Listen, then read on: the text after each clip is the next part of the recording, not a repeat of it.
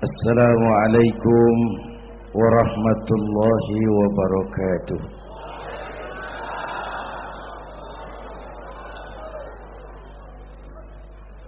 Alhamdulillahilladzi asra bi'abdihi laylan minal masjidil haram ilal masjidil aqsa. Wassalatu wassalamu ala Sayyidina Muhammadin wa ala alihi wa ashabihi ahli sidqi wa tuqa, amma ba'du. Para ulama, para habaib yang saya muliakan,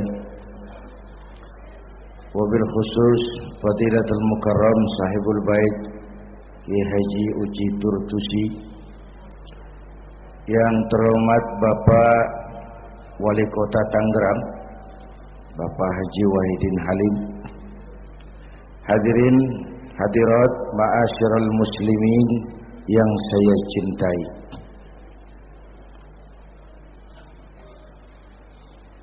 Pertama, Isra dan Mi'raj adalah peristiwa besar yang hanya bisa diterima dengan iman. Peristiwa ini bukan tidak masuk otak, otaknya kekecilan untuk memahami peristiwa sebesar Isra dan Mi'raj. Satu perjalanan yang sangat jauh ditempuh dalam waktu yang amat singkat. Menurut otak tidak mungkin, menurut kebiasaan tidak bisa, menurut pengetahuan impossible, menurut iman apa yang tidak bisa kalau Allah yang mau. Itulah sebabnya peristiwa yang dahsyat ini menurunkan perintah sholat sebagai sandaran vertikal bahwa kita memang perlu Allah. Kita memang perlu Allah. Itu sebabnya tempo hari lewat TV saya katakan, hidup yang paling tenang itu hidup model tukang parkir. Baik, tingali itu. Oh, pakai tingali. Tukang parkir di pasar, coba lihat, biar mobil banyak, mereknya bagus-bagus, nggak pernah sombong. Belum selesai, dengerin dulu, belum selesai. Nanti mobil pergi satu demi satu, habis sama sekali, dia nggak sedih. Mobil banyak nggak sombong, mobil habis nggak sedih. Kunaon? Apa kunaon ini? Lah, sok poho dah ya. Kenapa bisa begitu? Ini nyengir tapi mikir, Pak. Ada muatan ini. Tukang parkir tidak merasa memiliki, tapi merasa dititipi. Siapapun yang merasa memiliki mesti takut kehilangan. Tapi kalau merasa dititipi, jabatan, harta, anak, istri, itu semua sekadar titipan, hiduplah seperti tukang parkir. Pertama, titipan tidak boleh bikin kita jadi sombong.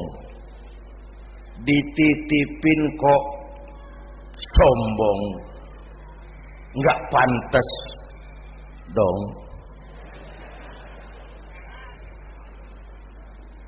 Pak Zainuddin titip mobil ya, silakan. Yang punya mobil pergi, saya petatang, peteteng. Emangnya mobil kamu? Orang cuma nitip, dititipi kok sombong. Ada orang dititipi jabatan oleh Allah, sombong. Ada enggak? Ada enggak? Ada. Namanya Fir'aun. Tuh pejabat-pejabat sombong anak buah Fir'aun semua.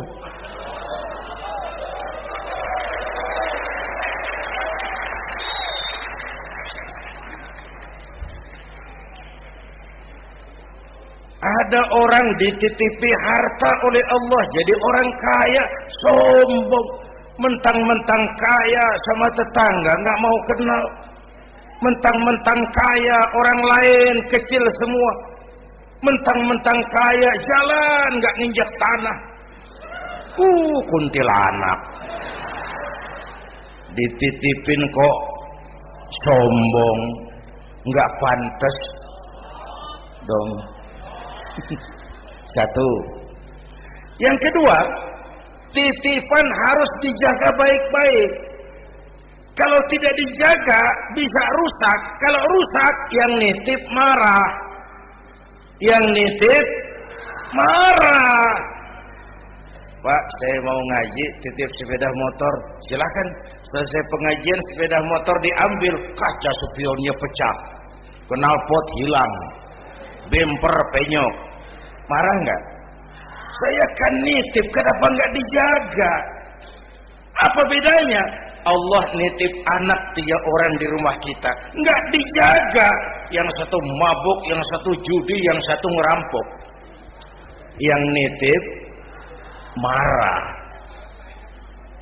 Allah nitip harta kepada kita jadi orang kaya supaya bantu pesantren, bangun rumah sakit, bantu yatim, tolong yang lemah, bela yang perlu.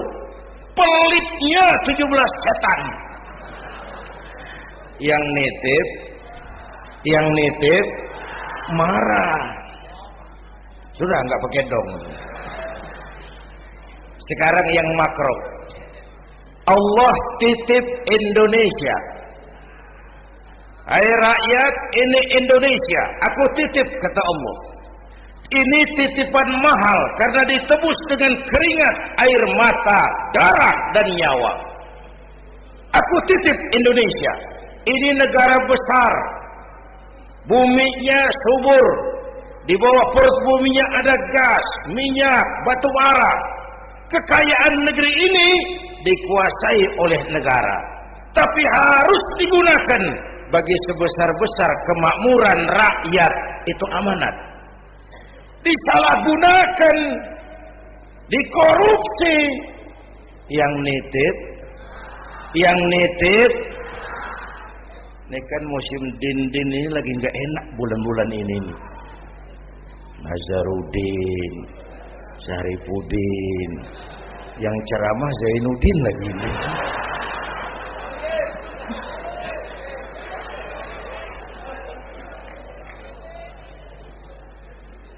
Yang nitip marah.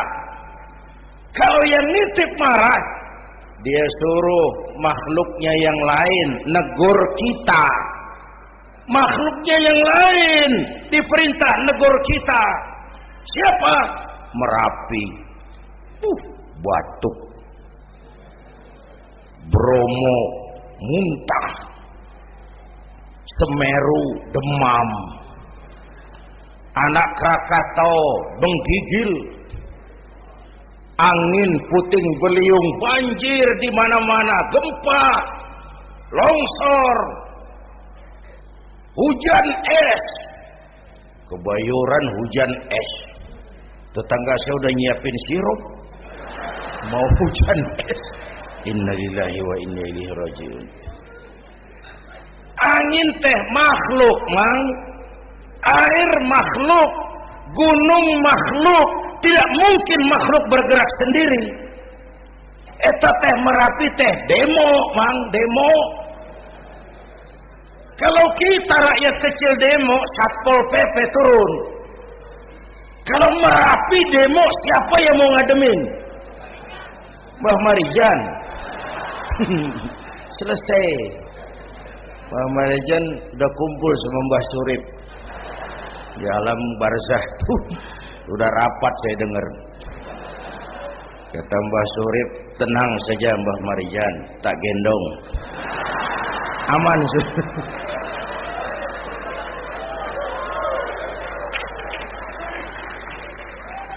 Apa artinya ini? Kita perlu Allah, kita perlu Allah. 100 tahun kita bangun, selesai oleh gempa 5 menit. Itu Jepang negara maju, dihantam gempa, lumpuh 9,2 Richter. Belum selesai tsunami, gelombang laut 10 meter naik ke darat. Masih belum selesai, reaktor nuklir bocor, radioaktif gentayangan merenggut nyawa, terutama yang di Daiichi dan Fukushima. Fukushima tahu kan? Itu dari Cikupa ke kanan. Ya, dekat-dekat situlah.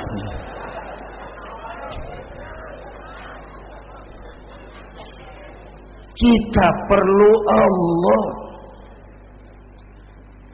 Palingan, apa palingan? Hah? Pantesan lah. Pantesan orang yang paling bersih hatinya Rasulullah. Orang yang paling baik akhlaknya Rasulullah. Orang yang sudah dapat jaminan ampun atas segala dosa Rasulullah. Tapi baginda Rasul kalau sholat malam bengkak kakinya karena rajin sujud. Saya perlu Allah. Dosa sudah diampuni, akhlak paling baik, hati bersih. Tapi kalau sholat malam kakinya bengkak karena rajin sujud. Allahumma sholli alaihi. Saya tahu di pasar Kemis juga banyak yang kakinya bengkak.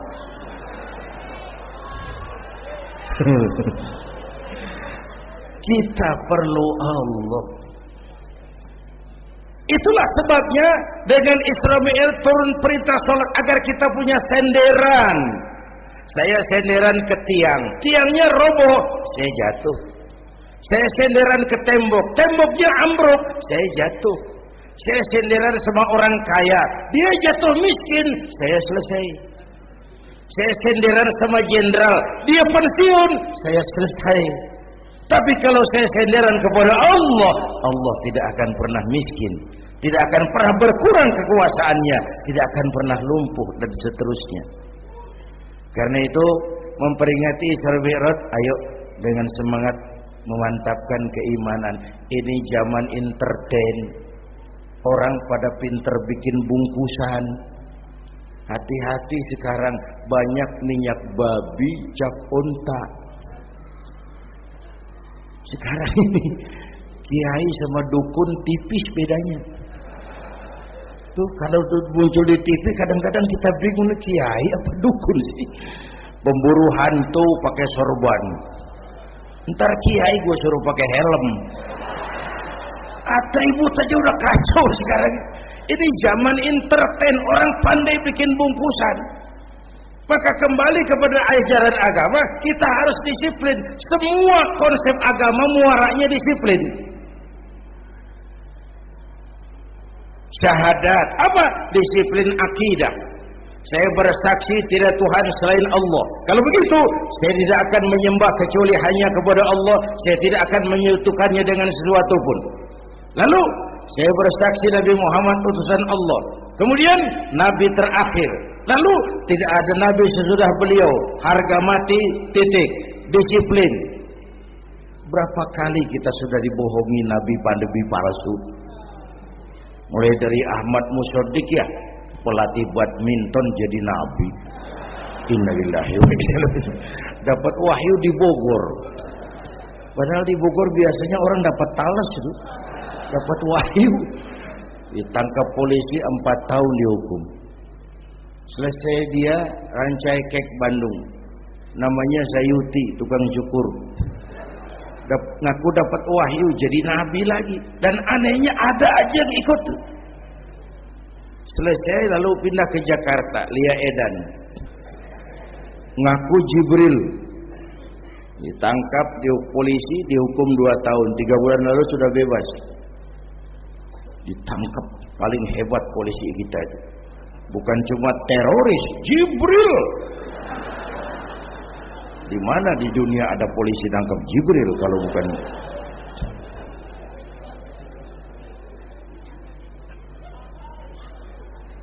Nah. Terakhir yang aneh lagi, menurut catatan Bakor Pakemnya Kementerian Agama RI, antara Cirebon Losari, batas Jawa Tengah Jawa Barat, muncul agama baru namanya agama Jasun, agama Jawa Sunda, Jasun. Yang jadi nabi Tugimin. Tugimin. Saya bilang ini jangan jadi nabi, jadi kiai juga kurang angker kok ini. Al-Mukarram Bapak Kiai Tugimin. Enggak ngangkat itu. Yang gak enak selawatnya. Kalau kita kan nikmat tuh tadi. Ya Habibi ya Muhammad. Asyik rasanya itu. Coba ganti sama yang tadi. Enggak serem, Pak. Ya Habibi ya Tugimin. Enggak enak tuh. Enggak enak. Saudara-saudara, di Isra Mi'raj ada potret. Ketika di Masjidil Aqsa, malaikat Jibril datang nemui baginda Nabi, bawa 2 gelas minuman, arak, susu. Ya Muhammad, pilih, ambil, minum. Mantap, tidak ragu-ragu, Nabi mengambil gelas yang isinya air susu. Dengan bismillah beliau minum. Selesai minum, kata malaikat Jibril, "Shaddaqta ya Muhammad, laqad asabtal haqq." Kau benar Muhammad, pilihanmu tepat. Emangnya kenapa Jibril? Kalau arak yang kamu pilih, kamu ambil, kamu minum, habis umatmu jadi pemabuk semua. Ini potret, Pak. Itu yang tiap hari kita hadapi, yaitu arak, susu, benar, salah, hak, batil, ma'ruf, munkar, halal, haram. Hati-hati, jangan salah pilih, karena ini zaman entertain. Banyak minyak babi cap onta. Kalau minyak onta cap babi itu masih halal. Ini minyak babi cap onta, kita terpedaya melihat merek onta. Iya. Mereknya onta, gambarnya onta, isinya minyak babi. Berapa bulan yang lalu ada penyanyi pencipta lagu mati, namanya Aribo. Masih ingat lagunya? Bercerita tentang madu di tangan kananmu, racun di tangan kirimu. Kalau itu situasinya, memilih tidak sulit. Kenapa? Alamat jelas, madu di kanan, racun di kiri. Masa ambil yang di kiri? Goblok amat. Si amat saja tidak goblok. Sekarang ini alamat dibikin samar. Madu di mana, racun di mana tidak jelas. Lebih celaka lagi sekarang, banyak racun bermerek madu. Banyak racun bermerek madu. Kita terpedaya, terpesona, terpukau, akhirnya salah pilih. Maka resepnya jangan jauh dari ulama, makmurkan majelis taklim. Ini zaman entertain, orang pandai bangun pencitraan. Tuh, satu hal pertama yang ingin saya sampaikan. Iya, saya lihat jam doang. Sampai pagi, Wib. Yang kedua, ketika perjalanan dimulai, ada suara dari sebelah kanan. Muhammad, berhenti sebentar. Jangankan berhenti, menoleh saja tidak. Kanan selamat dari kiri. Muhammad, berhenti sebentar. Menoleh pun tidak. Kanan kiri selamat dari arah depan. Ada perempuan tua, pakaiannya menyolok, lipstiknya tebal, nenek-nenek pakai blue jean. Muhammad, berhenti sebentar. Menoleh pun tidak. Sudah lewat, kata malaikat Jibril, untung kamu tidak menoleh Muhammad. Kenapa Jibril? Panggilan kananmu Yahudi. Kalau kamu menoleh, umatmu cenderung Yahudi. Panggilan kirimu Nasrani. Kalau kamu menoleh, umatmu gandrung kepada Nasrani. Itu perempuan tua dengan pakaian menyolok, itu dunia Muhammad. Dunia teh sudah tua, tapi karena dipoles, dibangun, dipoles, dibangun, dibangun, dipoles, orang nggak terasa kalau dunia sudah tua. Berebut harta, berebut warisan, sama juga berebut nenek-nenek. Makan habisin. Ini perjalanan, ini pun potret. panggilan Yahudi, panggilan Nasrani, panggilan dunia, materialisme, hedonisme berat sekarang ini. Berapa malam lalu saya masuk Serpong.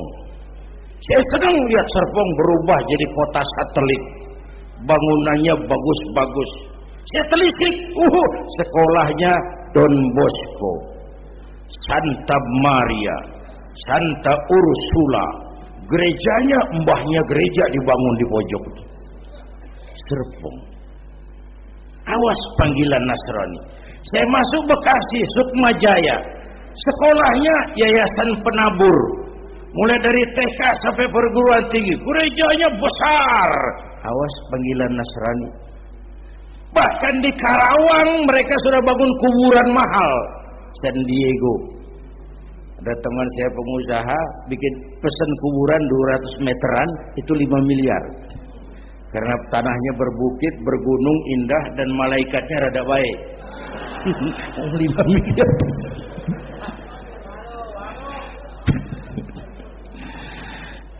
Panggilan Yahudi, siapa membantah? Yahudi itu menguasai ekonomi dunia. Di Amerika itu tidak ada orang bisa masuk gedung putih jadi presiden tanpa dukungan Yahudi. Menentukan. Bahkan roda ekonomi dunia sekarang ini diwarnai oleh Yahudi. Israel itu Amerika kecil. Amerika itu Israel besar.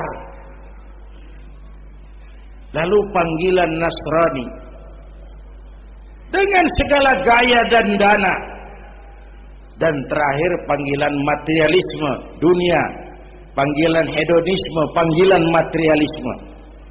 Menghadapi panggilan-panggilan ini, ayo kita umat Islam luruskan shaf, rapatkan barisan, jangan jauh dari ulama, makmurkan majelis taklim. Itu yang kedua. Yang ketiga, Haram Aqsa ini perjalanan vertikal katanya. Aqsa Aras ini perjalanan vertikal. Haram Aqsa perjalanan horizontal. Aqsa Aras perjalanan vertikal. Hablum minan nas, hablum minallah. Isra Mi'raj mau ingatkan kita, semua kita perantau di dunia ini. Perantau harus pulang. Orang yang selesai merantau di dunia disebut telah pulang ke rahmatullah. Kenapa pulang? Perantau, nggak boleh netep.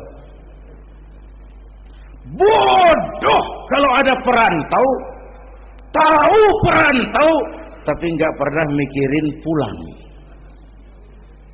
Dan saya mau bilang, orang pulang sebenarnya enak. Ayo contoh beberapa soal etimologis. Waktu SD dulu ada pelajaran yang kita nggak suka, gurunya galak. Pas pelajaran dia pengumuman, Bapak guru tidak masuk sekolah, anak-anak boleh pulang. Seneng nggak? Seneng nggak? Kenapa seneng? Karena boleh pulang. Orang pulang seneng. Contoh lagi, Lebaran masyarakat pulang mudik, seneng nggak? Kenapa seneng? Pulang. Orang pulang seneng. Sekarang selesai hidup di dunia, kita pulang kepada Allah, seneng nggak? Ragu-ragu, mau bilang seneng takut besok, gitu. Mestinya seneng pulang. Apa yang bikin pulang yang satu itu kok berat? Kelihatannya dua. Pertama, kita ini sering mencintai sesuatu berlebihan, berakar di hati. Datang saat pulang tidak siap menghadapi perpisahan. Ada yang bergantung di sini, pulang jadi berat. Kalau cinta Allah sepenuhnya, cinta alam seperlunya, pulang enak. Yang kedua, bekal nggak cukup, sengsara di jalan, pulang jadi berat. Nggak punya bekal kok pulang, itu nekat. Belum sempet sholat modar, kok berani amat nggak punya bekal pulang. Kalau bekal cukup, pulang itu menyenangkan. Kenapa? Itu satu keharusan. Iya, kalau umat-umat terdahulu umurnya relatif panjang. Kalau kita ini mencontoh baginda Rasul, beliau wafat umur 63 itu standar. Kalau mencontoh Nabi, jatah kita 63. Kalau malam ini kita sudah 50 tahun, tinggal 13. Waspada. Kalau malam ini kita sudah 62 tahun 11 bulan, udah jangan pakai pantangan, apa aja makanlah Pak, sebulan lagi tuh. Sebulan lagi, syukur-syukur dapat bonus. Dan saya bilang mati itu tidak pakai abjad. Kalau pakai abjad bisa nunggu, mati bang ngacak. Kadang-kadang kakeknya segar bugar, cucunya baik. Kalau mati pakai abjad enak nunggunya. Tahun ini yang mati A, tahun depan B, tahun berikutnya C, lalu D, terus F, lalu G, lalu H. Saya Z. Repot saya, nggak ada yang ngurus, orang udah habis.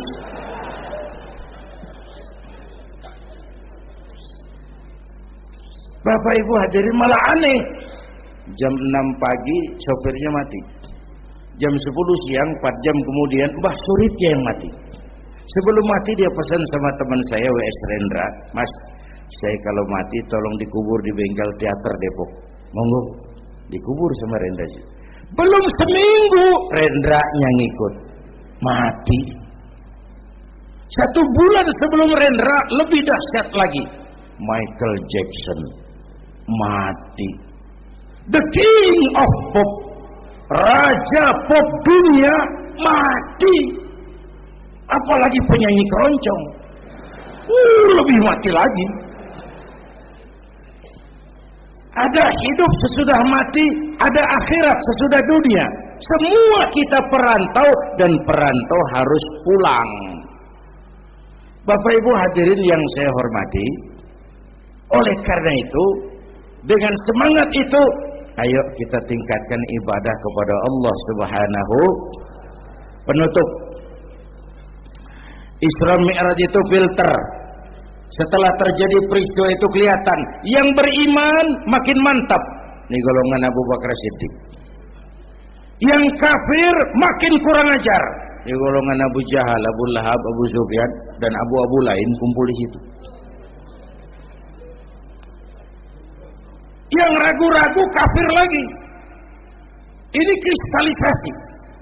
Maka dengan memperingati Isra Mi'raj ditambah dengan semangat sholat berjamaah, ayo kita jaga kesatuan, persatuan, kerukunan, dan kekompakan. Bapak Ibu hadirin yang saya hormati, saya bersyukur walaupun belum pernah hadir, tapi saya tahu tiap minggu pagi pengajian Kiai Uci ini dibanjiri oleh jamaah. Alhamdulillah. Kita doakan beliau diberikan kekuatan dan pengajian jalan terus sampai kira-kira kiamat, kurang seminggu. Jangan sampai kiamat lah, ngeri. Saudara-saudara, itu yang kita perlukan sekarang.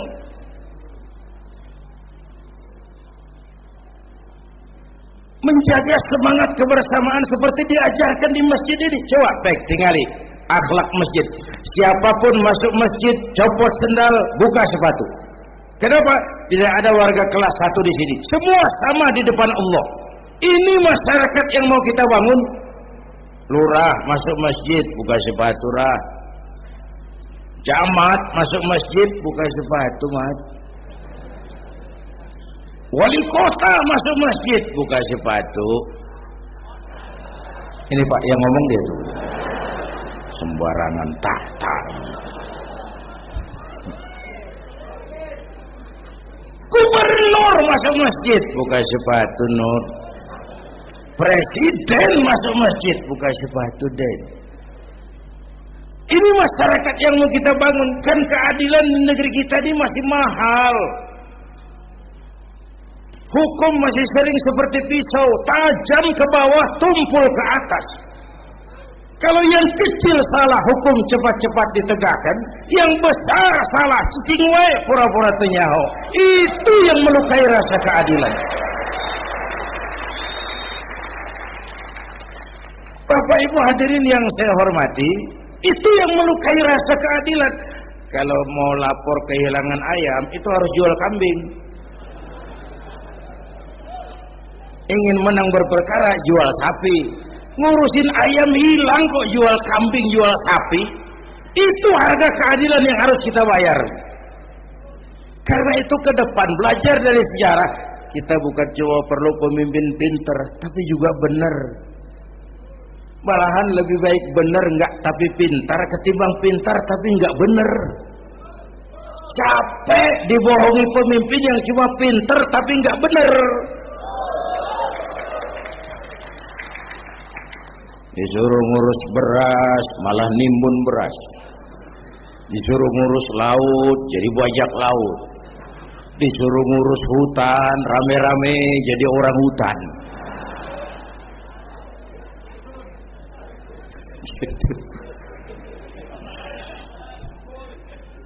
Kita rindu munculnya sosok macam Umar bin Abdul Aziz. Punten nih, itu Umar bin Abdul Aziz waktu terpilih jadi khalifah, yang pertama diucapkan innalillahi wa inna ilaihi raji'un.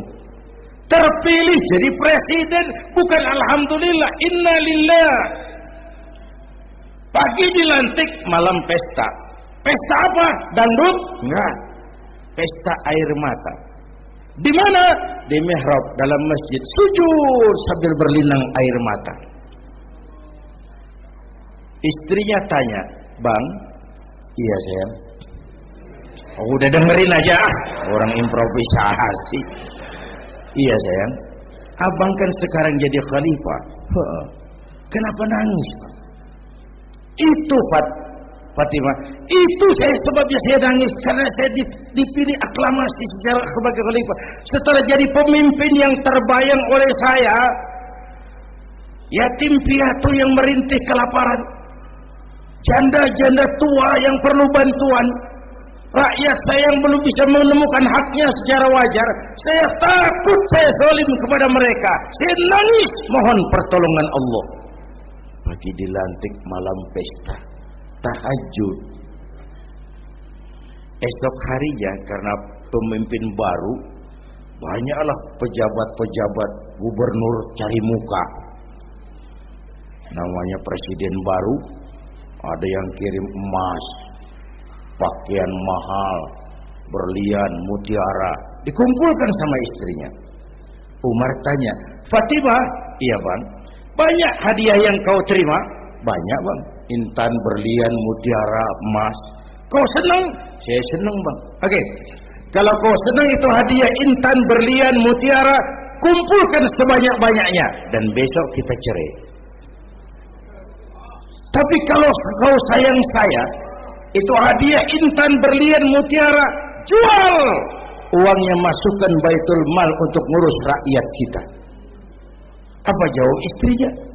Istrinya pun istri beriman, gak mentang-mentang istri pejabat lalu ikut-ikutan borong proyek suaminya. Kata Fatimah, "Abang?" "Iya sayang." "Apalah artinya intan berlian tanpa engkau di sisiku bang?" Jual sajalah, jual untuk ngurus kepentingan rakyat. Yang nyata-nyata hadiah pribadi dijual ngurusi rakyat. Jangan yang sudah nyata-nyata milik rakyat masih disunatan.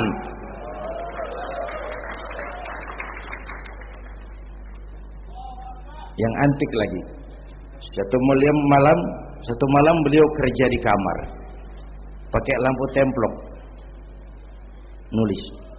Datang seorang tamu, "Assalamualaikum ya Amirul Mukminin." "Waalaikumsalam." "Silakan duduk." "Ada apa?" "Enggak, cuma mau ngobrol." Ngobrol. "Urusan pribadi khalifah, kita kan teman lama." "Oke, baik." Beliau berdiri, lampunya dipadamkan, ditiup, mati, gelap kamar. "Ayo kita ngobrol."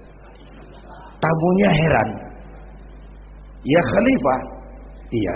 Kita kan mau ngobrol, iya. Kenapa lampu dimatiin? Begini, Mas. Yang tamunya dari Jawa waktu itu, dengerin aja kenapa sih? Gini lah Mas. Tadi waktu sampean datang tuh, kan sampean lihat saya lagi kerja. Iya.